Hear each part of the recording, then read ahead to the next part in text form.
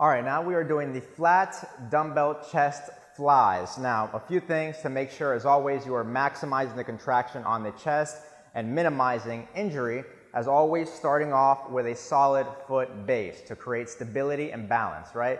Rule of thumb, about 45 degrees away from the bench to have, again, that solid stance for balance. Number two, pin your shoulder blades back behind you to make sure that you're maximizing the tension on the chest, right? You want to have your chest up, slight arc in the back, right?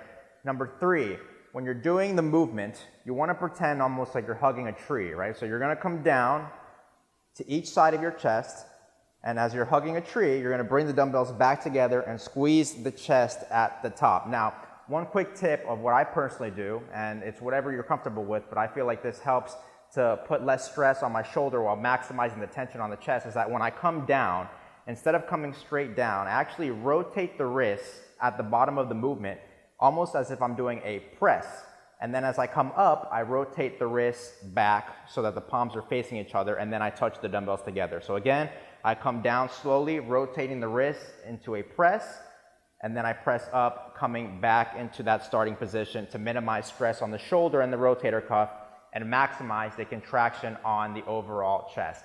That is how you do a flat dumbbell chest fly.